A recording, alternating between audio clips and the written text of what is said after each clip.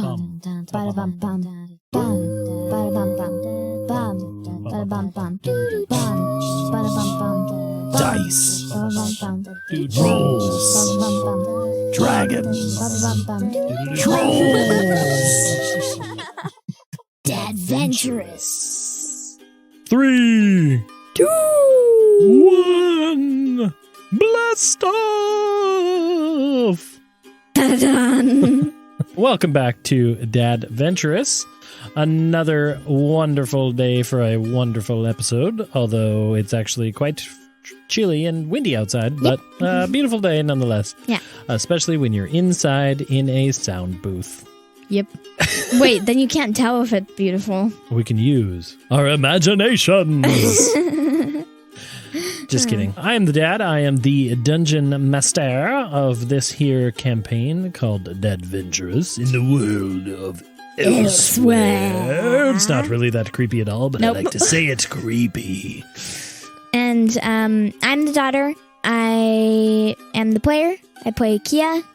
And she has recently set off from her hometown to go to a roller coaster amusement park. Yes, exactly. The last time we played, you and Flibbit went off on your journey. So, shall we jump into the recap? Yes. Last week, we had some sad chats with Gunther. Yeah. He was a sad grandfather who sent you on a journey, but before you left, he gave you some gear. He gave you a new armor piece that gave you a +1. He gave you a cool scarf that billows camouflagedly behind you. Camouflagedly? Yeah, that's a word. And just don't look it up. And he gave you a pin from his deceased wife, Tilda. The pin allowed you to move like the wind and cast Zephyr Strike. And go and jump into the air and then hit a kobold in the head with a sword. That's true. The back end of the sword. The back end of the sword.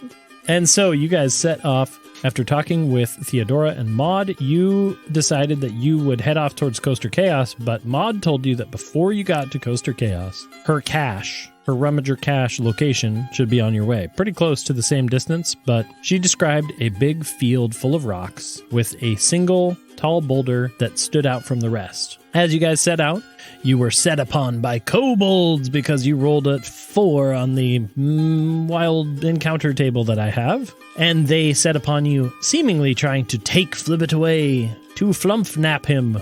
But Flumphnap? Later you had an investigation and one of the kobolds... They had a note that said, "Bring me food," but spelled completely wrong and with a drawing of an octopus on it. So we think they mistake Flibbit for an octopus. They're not wildly intelligent creatures, admittedly. And so you scared them off by you whacking one in the head, knocking it out, and Flump basically fart spraying one. You called him Flump again. What did I just say? You said Flumps. Dang it. I keep calling everything Flumps. Okay. Flibbit stench spray / fart clouded into one of the kobolds and knocked it unconscious, and the other 3 got spooked and ran away, leaving their 2 behind. You found the note, and you and Flibbit set out to find a beautiful little camp spot for the evening.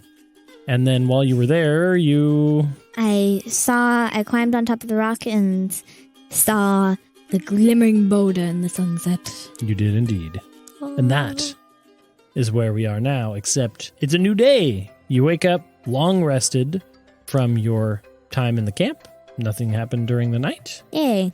No kobolds tried to take Flibbit. Nope. And and Flibbit wakes up with you and he goes, "Good morning, Kea. I have prepared for you the breakfast of a granola bar that I pulled out of your sack and I'm handing to you." Thank you. You're quite welcome. And he feels very proud of himself. That he pulled a granola bar out of my sack. And the day is yours. It's another nice sunny day.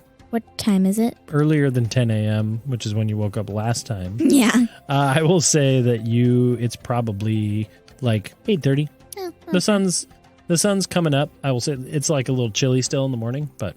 Is there a glimmering rock in the distance? Not from this angle. There was up on the rock thing above you, but from down here... where your camp's at, you know where it is, and it's along the way, but you've got to get along the road a little bit before you're going to see it. I want to climb up on the rock again. Okay. So you scramble up the rock. Go ahead and make a perception or investigation check. Another 15. You scan out and you easily are able to see that rock once more. The rock that Maude described, it separates from all the rest. And she also told you that when you got there, you were supposed to do something, right? Yeah, and call her so that she could tell me how to get in. Exactly. And so you can see it there. It's still there.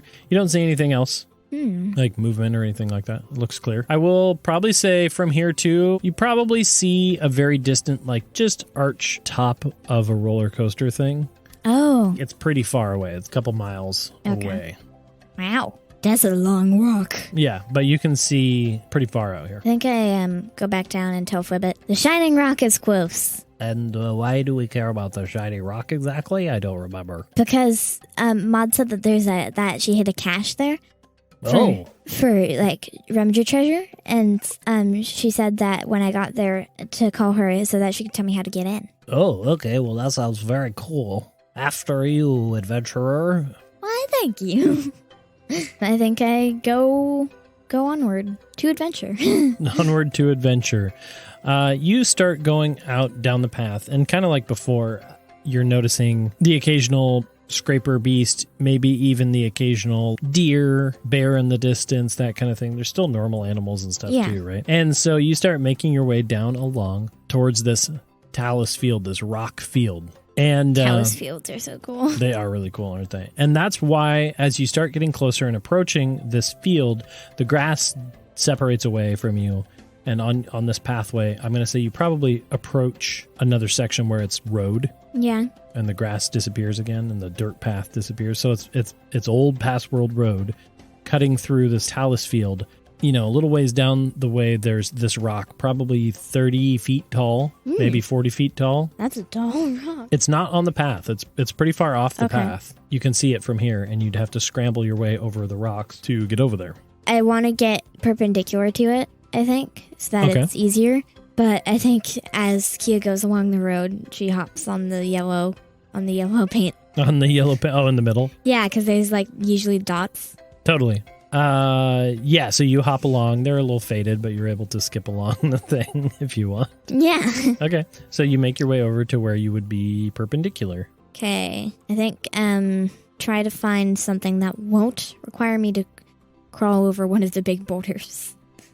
Do I have to make an investigation for that? Yeah, why don't you make, and as a ranger, or survival or nature, you know, you're traversing terrain. So whatever is better for you. Investigation is actually my best of those. Is it? Yeah. A 12. You got a 12? Okay. Probably notice like the least obstructed path, I will say. Yeah. There's less big boulders to it, but it is still going to be difficult terrain. So you are going to be moving at half speed as you scramble over these rocks. You just happen to find the one that's the best. Okay. Are you going to start making your way over there? Yeah. Okay. Flibbit floats. Yeah, it's not difficult terrain for Flibbit. No. And so you start making your way, start scrambling over the rocks. The rocks are basically impossible to stay quiet on. No. You step on them, they start shifting, they start making that rock noise as they start rock sliding off each other. They're very loosely stacked together. Okay. And so it makes it hard for you to scramble over being quiet. Okay. Do I have to make a stealth check? No, not yet. Okay. And you start making your way over toward the rock. As you get over there, I will say that you stumble a couple times. You don't necessarily take damage, but you probably like stub your toe, maybe bang your knee a little bit. It's pretty awkward to get over here. So you kind of make sense why. It's used as a Remager cache. Exactly. And so you make your way over to this stone. As you get closer to the base, you notice that those rocks have been almost like cleared out around the base of this. Oh. So once you get over there, it's actually pretty easy to walk around the base of this large rock. But from the road, it just looks like another rock out here. But you can see how it's a little bit different. The gray, it's not quite the same color gray. So much taller than everything else. And again, as you get closer to it, it has that sort of agate, sparkly look to it. Oh. Just subtle. All the other rocks are just slate gray. And it's standing in front of you, a big old boulder. I probably take out my little walkie-talkie Mm-hmm. Go, okay. Let's see how this thing works. You very easily notice that there's a button on the side. When you click that, it makes a noise. And then on the front, there's 2 runes that basically have like the equivalent of like a number 1 and a number 2. It's like channels to be on. Do I know which one is which? Yeah, Theodora was channel 1. Okay. And Maude was on channel 2. I click 2. You click channel 2, and nothing happens immediately until you would start. I hold the button and I speak into the static.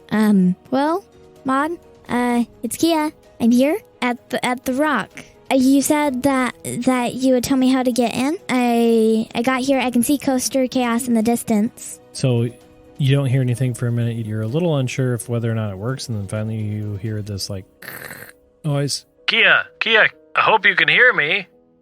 Yeah, I can. Okay, great. Yeah, well, these things are quite fancy, aren't they? Yeah, this is weird. Okay, so you're at the cache. Yeah. The big sparkly rock in the field? Yep. Okay. Sorry about the pain getting there, but that's what happens. Here's the deal. Go around to the north end of the rock. You are going to see a rock in the rock. And it's a little bit hard to see, but basically it's a small rock. And when you press that, well, you'll see what happens. Yeah, for you, it'll probably be a little bit above your head. Okay. When you get in there, you'll see some doors. One of them's labeled M. That's mine. Okay. You'll see what I'm talking about once you get in there. And then she goes, All right. Hey, I'm going to be heading into my ruins soon. Good luck, kid. Good luck, too. All right, bye. and then it... I think I said Flibbit. Okay, so she said, press the rock inside of the rock. That's not at all confusing at all. Yeah. That was sarcasm. Okay. I know. Okay, I was just making sure. But around to the north side, I heard her say? Yeah. Okay. Well, this is the south side, I think. Looking up at the sky. Yes. Yes. Yes, it is. Yeah, no, I knew that. I'm very directionally skilled. Can I make an insight check? Sure. I have +2. I got a 9. Well, unfortunately for you, he is right. You believe him. He's directionally skilled. Oh, no. But you do go around to the north end of the rock and, make an investigation check. 18. Okay. Easily, you walk around, and had she not told you about the rock, it might have been harder for you to find. But you basically come around to the north end, and the boulder's big. The boulder that you're walking around is like, I said it was like 30 feet tall. It's probably easily that around. Oh, too. wow. It's huge. You come around to the far side, and this kind of sparkly gray material that I mentioned, there's a non-sparkly rock that very clearly, to you anyway, with that roll, is an addition to this, and it's sitting inside a little crevice. Huh. I poke it. So you reach Kea up. pokes things. You reach up and poke it, and it moves a little bit. I press it down harder. There you go. You reach up and you punch it and you press it down harder, and suddenly you see next to you and down on the side a section of not the boulder necessarily, but almost like the earth. Oh. Underneath the boulder, the ground slide back out of the way, and a stairwell appears. Cool. And there's a stairwell going down into... Underneath the rock? Underneath the rock, yeah. Ooh. And there's no real light in here at all, but Flibbit can glow, and you have dark vision, so you guys will probably be fine. Okay. Does it close behind me as I go down? No, it stays open. Okay. Is there a button to close it? Should I make an investigation? Sure. Do you want to close it? Yeah. Okay. At a terrible roll. 6. Yeah, you don't know. You don't immediately see anything. Okay. So you make your way down the stairs, and then you walk down this very, like a cave tunnel. Yeah. Sparkly rock-covered walls, and then stairs go up again. Ooh. And you get the feeling that you're coming up inside of the boulder. Ooh. As you come up inside, you open up into this huge cavern for, within the bounds of the boulder. Yeah. 30 feet by 30 feet or whatever. Yeah. Roughly that size. But it's very, very interesting. You come across this room, and the room has stone doors inside of it. Ooh. And it's weird because everything else looked very rocky and natural. Yeah. The stairs are really carved. Coming up, they're beautifully carved. This room feels carved. The walls are smooth. The rooms with the doors on them are smooth. And so this part looks a little less natural. Like someone either like made it or it was a really good carver. Yeah, exactly. It looks like, somebody spent years and years and years carving this out, or there was some sort of magical device that helped them carve it out. And you see 7 doors in this room. However, only 4 of them are still doors that are attached. No. 3 of these rooms, you notice that there are busted down rock doors and rubble inside. Almost like they got blown up or something like that. Oh, like someone came in? Maybe, yeah. Is there one labeled M? There is. There are actually the 4 that are there as you get closer, and Flibbit kind of floats over there and shines his glowing body on them. There are 4. There is a B, an H, an M, and a Z. A Z. And an M, and an H, and a B. I think I go over to I think I wait for the M door right now, and I want to go into one of the blown up rooms. Okay, yeah, so you peek into one of the blown up rooms, and yeah, the stone door got hit with some sort of explosion, and there's rubble going into the room. Like something blew it up from the outside and launched in. Not something inside. No, blew and up. what you notice on the inside are busted apart chests. Oh. And some are stone, some are wood. You notice some other things, but they all look really old. Oh, like not like hundreds of years past world old, but old. Like 50? Yeah, something? like maybe 50 years ago. Okay. There's cobwebs, there's dust. Whatever was in these rooms, and systematically you could look at the 3 that are blown up, the same idea. Okay. As you're passing the doors that are still intact, can you make an investigation check for me? Ooh, nat 20, so I got 23. Okay, as you get closer, you realize that the doors on the B, H, and M rooms are stone, right? But they look like an addition. Oh. They almost look like they were added later. Oh. And as you notice that basically bolts going in to like a hinge system and the stone door is attached, it looks very much added later. What about the Z then? The Z door looks like it's part of the rock wall face. The only reason you can tell that it's a door at all is because of the outline of the separation, and then the carving above, which is giving you an idea of that. And the door looks old too, like it's weathered like the stone walls. There's probably moss growing on it and stuff like that. How did moss get in here? Well, cave moss. I don't know. Yeah. There's moisture. Yeah. So the 3 of the old ones blew up from the outside, but the Z one held. But this one is old. But the M, B, and H ones they look like new. His ears go sideways in thoughtfulness. Sideways in thoughtfulness. Okay. I think I would go over to the M door. Okay. And there's no lock on them or anything. No? No. It's just a door. So like the B, H, and M doors are just doors. And you know that Maude had mentioned that this is some of her acquaintances, her rummager friends. Yeah. That use this as well. Is it too heavy to push open? No. You push it open. Okay. And I think it's actually a pull because the door was like attached on the outside. Oh. So as you pull open the door, you notice a couple things. First, you notice some rubble on the ground, and you actually, having looked at the other doors that were blown up, you see the same marks inside this door as you open up Maude's thing.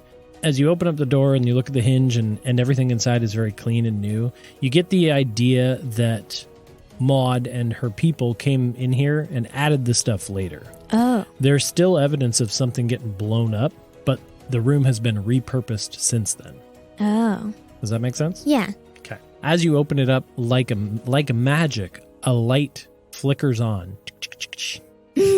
And there's a little past world hum of magic from this light up on the roof. It's like a little light bulb. Yeah, it's basically like a closet light bulb.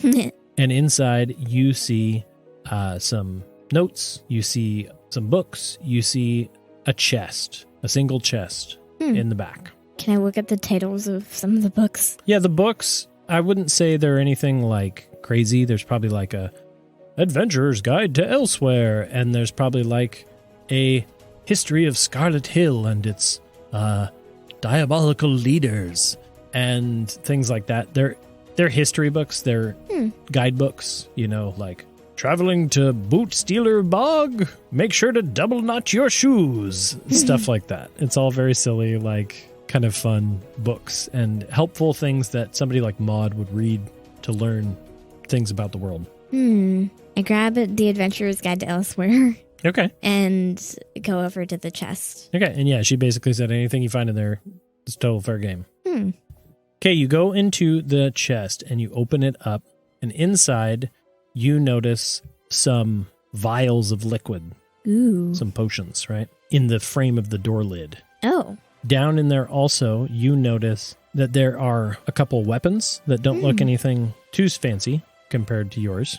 But compared to like mine? Daggers, like lining the sides. Oh. But then down at the bottom, you notice a little wooden case, and you notice a wrapped up cloth bundle. A chest inside of a chest. Yeah. Or a case inside of a chest. Yeah. I put my paw in, but pull it back out quickly in case the daggers do anything. Okay, you put your paw in, pull, nothing happens. Okay. The daggers are just there. It's like a adventure cache. There's probably like some rations and rope and stuff in here too. You get the idea that this is like a resupply cache if Maude ever needs it, but there are some things in here that look like treasure. There's also a note attached to the small little case. What does it say? I think I pick up the case. Okay. I'm still suspicious of the daggers, but I pick up the case. The daggers look like they're sheathed on the sides. Okay. Yeah. Anyway, so you pick up the case, and it's a small little case. Okay. And the note on top is folded, and on it is a thing that says 2M from B. Oh. I set it aside. I think I'll look at that. The case or the note? The case. Okay, the whole case and note. Okay. And pick up the bundle. So as you pick up the bundle and you pull it out, it's pretty big. You get the idea that it's, I don't know, probably 3 feet. Okay. And as you open it up and put it down on the floor and you start unrolling it and opening it up, inside you notice a very, very nice, very clean looking longbow. Ooh. The longbow has on the back side of it, the string looks very different. It's almost clear. Oh. And you're getting that hum of past world tech here as well. So essentially, this is going to be a +1 longbow for you to add to your equipment. I think I'll take that bill. Yep. Figured you might. And then there is this case and this note. I open up the note first. The note says, Maude, hope you're doing good. I know it's been a while since you've needed one, but I figured I'd make one for you for old time's sake. At the bottom, it's signed Beryl.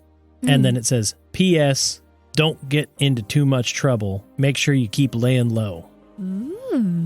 I fold it back up because if Maude ever comes in here, I don't want to know I looked at her. No, she told you it was all fair game. Oh yeah, and then I open up the case. So you open up the case, and inside you find a potion, and it's very blue liquid swirling around. It's very magical looking, which again is kind of funky because potions of healing don't exist exactly the way that they normally do. Like you've had granola bars of healing. Yeah. And Pop-Tarts of healing. But this is a potion. This is very cool looking magical liquid. Ooh. And it's very, very interesting. You have absolutely no idea what this does. I think I keep it in the case, but I wanna take it. So you can add to your inventory case with mysterious potion or something like that. That's kind of what you find in the room. That's what Maude said was all fair game. Yeah. There's various notes. I'd say there's probably drawings of ruins. There's small little maps that Maude has drawn of things. Oh. Her knowledge as a rummager, because she's been running for quite a few years. Yeah.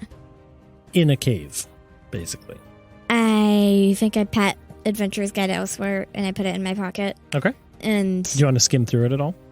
Oh yeah. Table of contents. What does it have? Yeah, Flibbit hovers down. He says, "What you got there? That's pretty cool. It looks like a book." Yeah, it's a guide to Elsewhere. I mean, I haven't been out of Map's Edge, really, so it'll be useful to know. Yeah, super cool. So you flip it open and you look at the table of contents. And basically what it is a breakdown of places where past world ruins are. Oh. And what people have discovered there. And also small little bits of information about the cities and towns and peoples and stuff of elsewhere. Maybe I should rephrase it as the Rummager's Guide to Elsewhere. Is kind of the vibe that you get off of it. It's all about getting into scrapes and ruins. And so basically what this will do is when you are in these places where you want to know a little bit about where you're at and what it might be and what kind of to expect with these places you're going for Theodora, you'll get advantage on investigation checks. Ew. I pocket it, I think. Okay. And wait, no, I backpack it because I assume my pockets aren't big enough for that. Yeah, no, it's a big old book. Yeah. I think I leave, but I close the chest and I close the door, I think. Okay, you close the chest and you close the door, and you're back out in the room with the other doors. So I checked out the blown up rooms. Mm-hmm. I feel like there's still the Z one.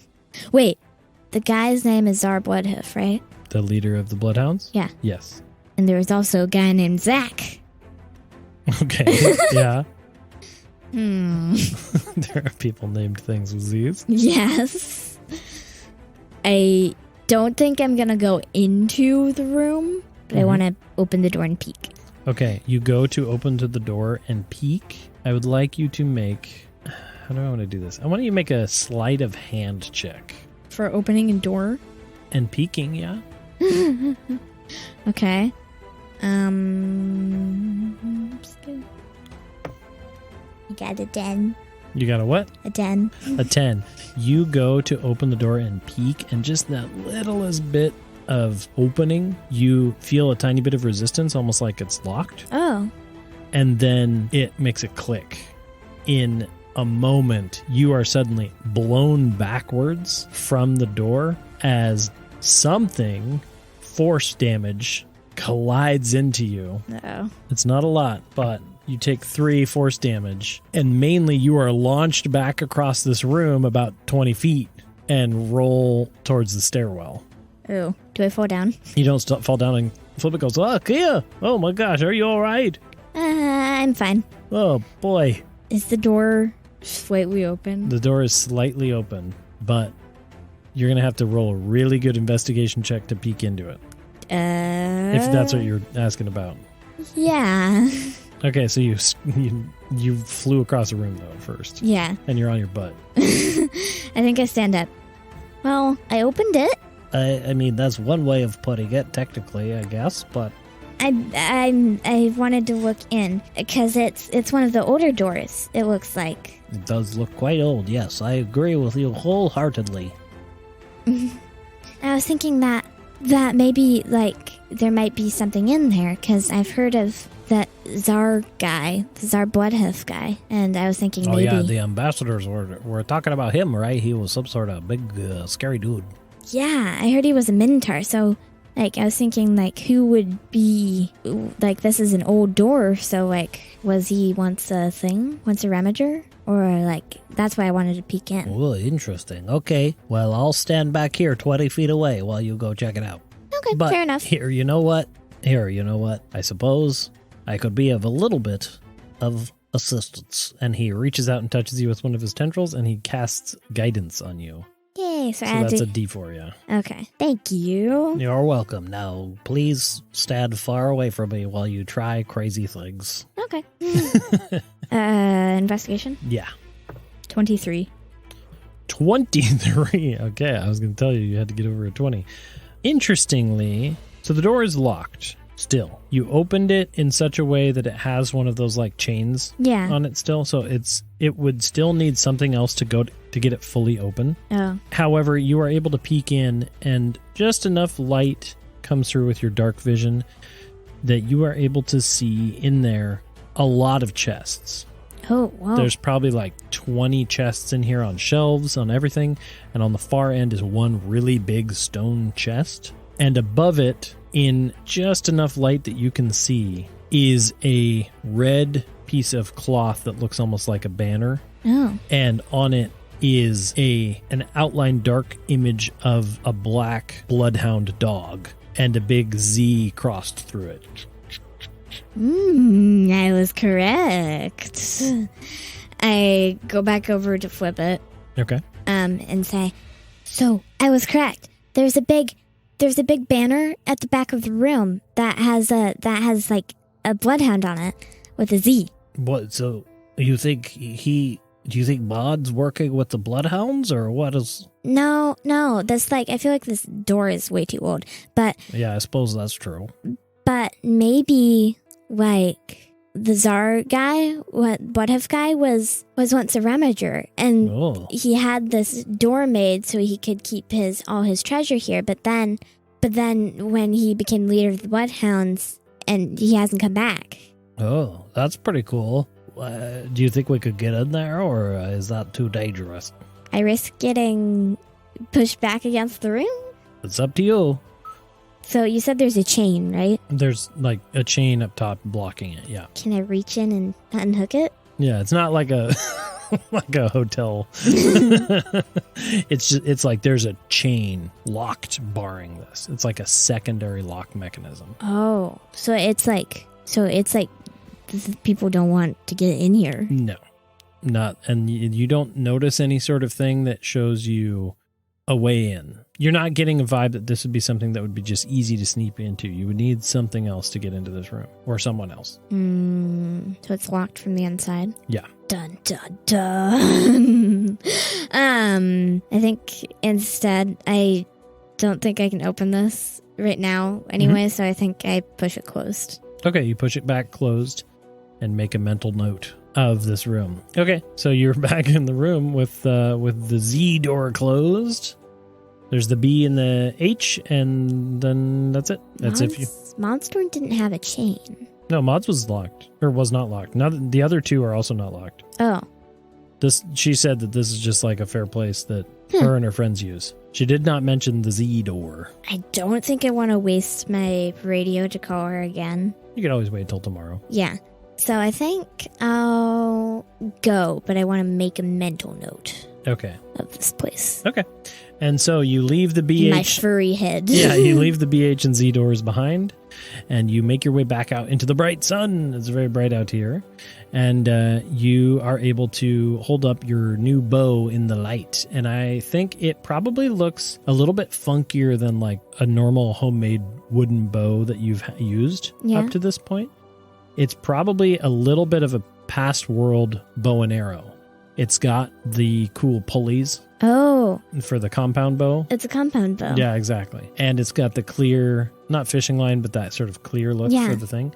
And it's just really smooth, really easy to use. And again, it's just a +1, but it looks really cool. It's very decorative. It probably has like feathers dangling off of it and stuff like that. Cool. Yeah. And maybe you take a couple shots at some trees or something like that. Yeah, pretty easy to... That's super easy and it feels really good. Wait, I'm in the middle of a field of boulders. Shoot some rocks or something. I forgot that there were probably not a lot of trees. No. And then you also have that case with the bottle of liquid inside. Yeah. So you just put that in your bag? Yep. Okay. As you make your way out... I do keep it in the case, though, because I don't want it to break. That's fair. To a break little extra protection. Yeah. As you make your way out, you keep that mental note in your head of this place, this cache. You start clambering your way back over to the rocks. Wait, can I close it first? Oh, yes. The door. Yeah, I kind of assumed you closed it. And you start making your way back out to the town. Or sorry, to the road. Town? To the road. And you start heading west a little bit further. It doesn't take you too long, maybe an hour and a half from there. I'm fast. What? Oh, yeah, you're right. 10 miles? What was it, a mile? And oh, yeah, you're so it probably takes you 3 or 4 more hours at a good pace, skipping along on the yellow lines. Dotted lines, that you start coming across signs in the road. Let's say, Coaster Chaos, half mile, next left.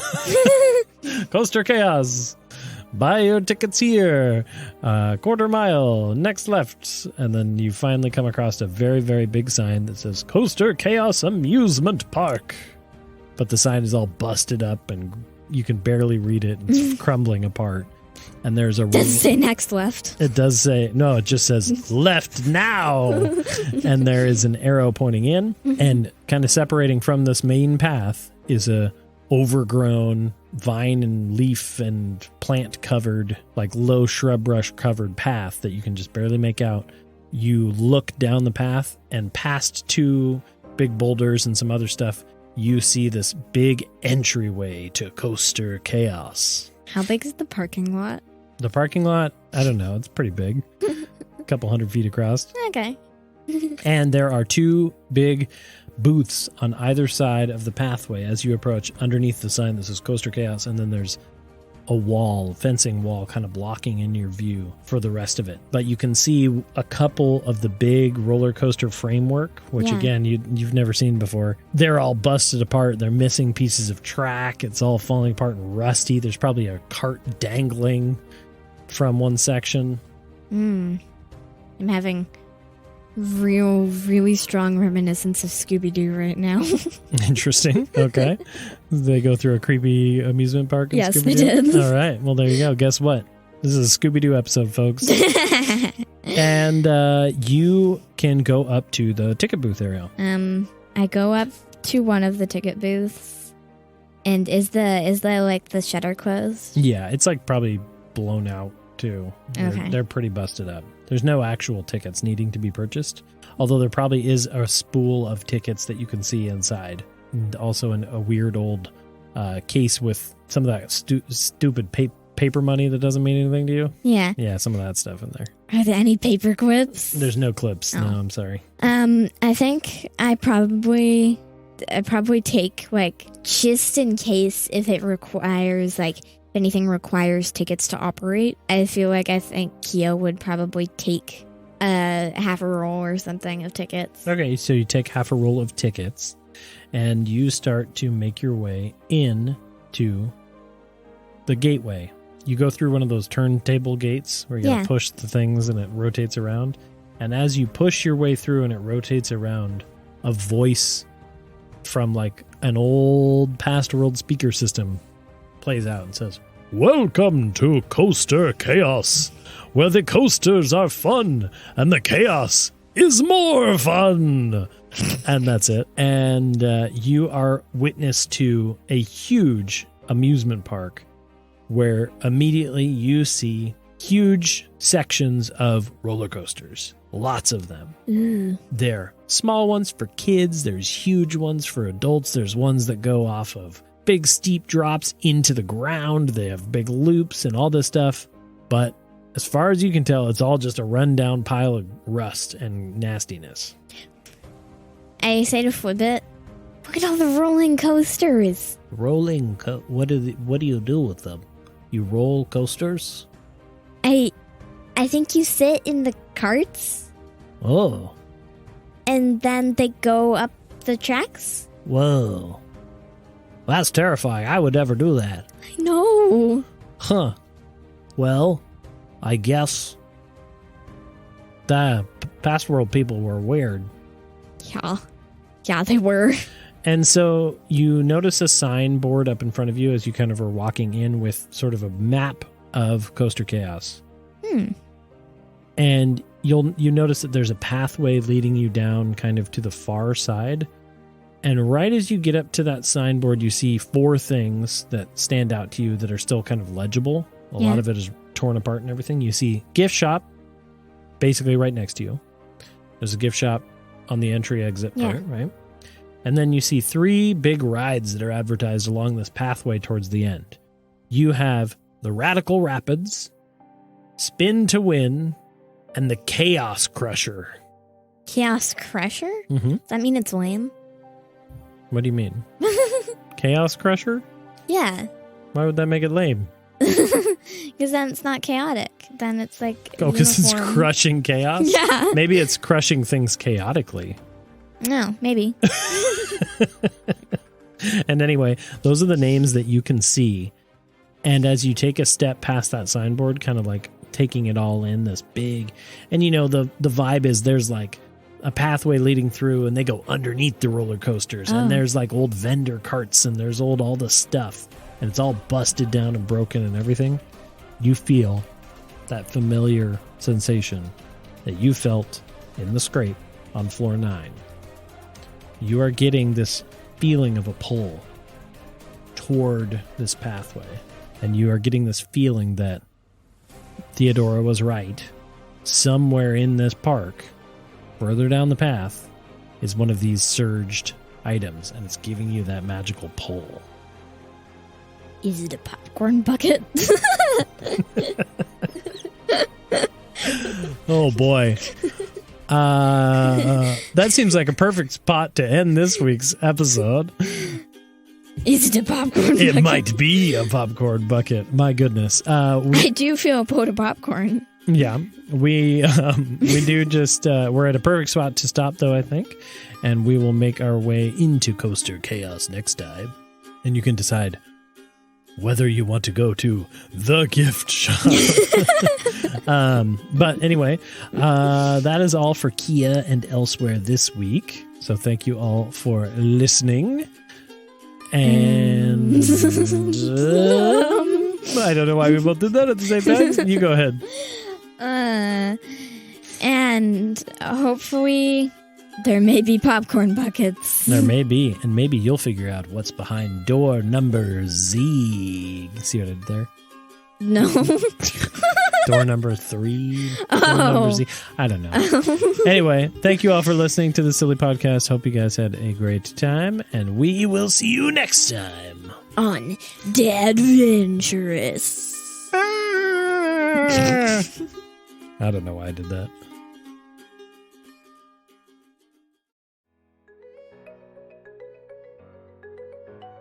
Welcome to Dadventurous Q&A. This week.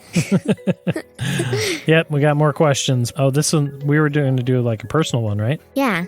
Okay, here we go. So this one is, when you were playing in person at a table, what's your favorite unnecessary item or accessory that you bring to the table? So that's not dice, obviously, because that's necessary. I see.